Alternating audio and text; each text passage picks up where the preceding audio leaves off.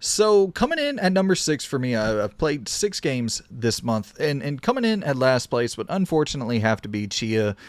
I don't think Chia is a bad game, and that's to be clear here too.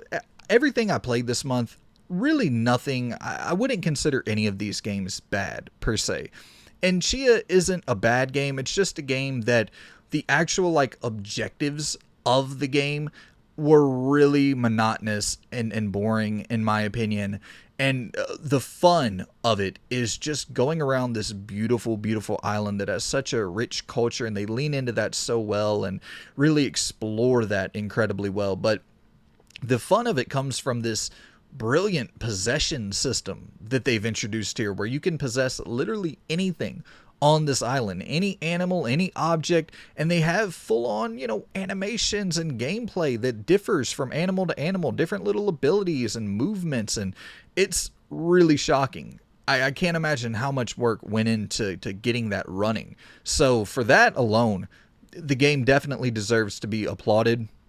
But the getting to the next moment of the story, I did find to be a little bit tedious, and that's unfortunate because there's a lot of good parts surrounding Chia. So I would say if you're going to play this, pick it up just for the wonder of it. Pick it up to have a free form, unrestricted experience, and don't even think about getting to the next like linear path of the game. Just explore this crazy, beautiful open world and then go possess a bunch of shit. That's really the fun of the game. So number 6, Chia. Number 5, Spider-Man Web of Shadows. First time ever playing this on the 360, and this really harkened back to a older era of Spider-Man games to me, like not even PS2, more like PS1, with like having all these different villains popping up, a story that really doesn't have any connective tissue, but it's so fun to just engage with, making the different decisions, the good or evil Spider-Man path that you can take, having Wolverine pop up into the game. Wolverine's like my favorite superhero of all time, so there's of course going to be that nostalgia drip there. And the open world swinging around is a blast. I think it's mechanically sound. There's the cool, like, I believe you press Y and then Y again right before you're about to hit the enemy, and you like catapult off of them. And there's like some interesting mechanics that were introduced in this game, and like your special abilities. It's fun to mess around with. There's just not a lot to chew on narratively, which I really didn't mind. It was a simple, kind of, cheesy, campy, old school superhero narrative. And I was really into it. It's, like I said, very, very simplistic, but really fun with some cool mechanics. I did not dislike Spider-Man Web of Shadows at all. Coming in at number 4 is going to be Scars Above.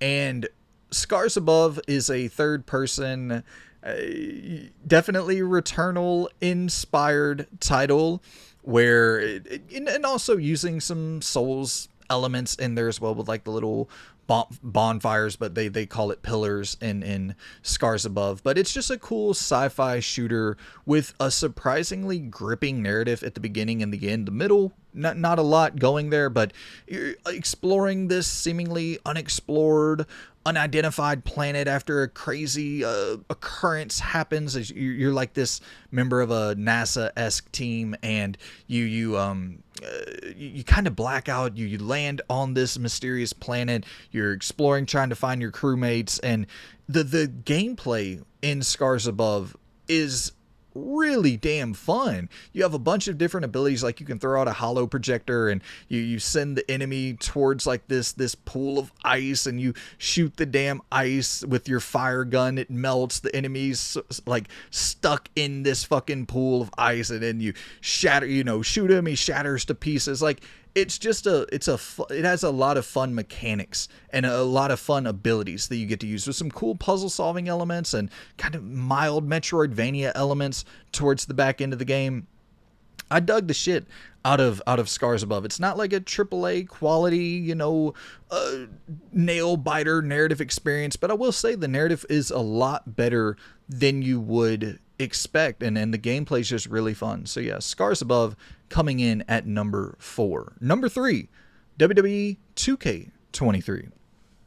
I think that this is absolutely a step in the right direction. I think 2K22 was a huge step in the right direction as well, but this just corrects a lot of the errors from 2K22. You know, the My Career mode or the My Rise mode, whatever they're calling it now, I think it's so much better in 2K23 than it was in 22, like night and day. This is so much better with long-term storytelling, these big payoffs, these big moments, characters that were created just for this story that are voiced well, and a good, solid story that you can get behind.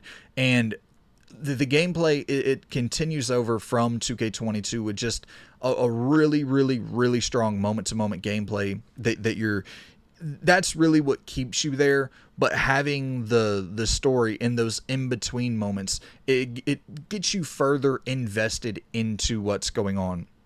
The GM mode, I still think, has a lot that needs to be ironed out, needs to be worked on, but the actual the My Rise mode, that's usually why I'm there for wrestling games, to get into those story modes, and that My Rise mode is really good. Both the male and female My Rise mode, 2 thumbs up on both of those, really strong.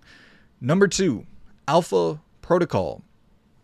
This game is fucking excellent. It bums me out that it got panned critically when it released. It's just such a good video game, a good ass action RPG developed by Obsidian. So it's leaning into the narrative 100%, leaning into the decision making 100%. Like, that's really the main strength of Alpha Protocol, giving you this character, Michael Thornton, and allowing you to make the decisions that you want to make as you feel betrayed by your government, potentially, or the agency that you're working for within the government, and you meet some shady characters along the way, but you kind of aren't 100% sure how much of their shadiness was propaganda from the company you worked for before, and the information that they relayed to you. So you're developing these relationships with a bit of skepticism for each person you run into, but the more you get to know them, some of the people turn out to be, not as bad as expected, and they really have your back. So you can, lean on them a little bit for critical missions, and get information for black market trade, and get information to, handle missions. Like, you can use some of their soldiers for missions to help you out with the big fucking action moments and shit. Though they'll come and you'll be able to use a tank or something. Like, you can buy the soldiers from one of the groups, and they'll bring you into the mission on a tank, and get to skip like a whole little section of the gameplay that you otherwise would have had to go through and take out all the enemies that way. So, like, just cool little segments like that. Great characters. The decision making is 100% the star of the show with Alpha Protocol, though. Great video game. Number 1, Resident Evil 4, the remake. Played through it once, and I was like, yeah, I probably want to do this again. Booted it back up again, dove into it for a second time, played through it, and it's so good. The gameplay is so fucking good with Resident Evil 4. Like, every moment that I'm playing that damn thing, I'm just having an absolute blast. Swapping out my different weapons on the fly with the D-pad is such a humongous quality of life improvement over the first game. The guns feel so damn satisfying to use, pulling out the sniper and taking out 4 or 5 dudes before you even get close to the next area of combat.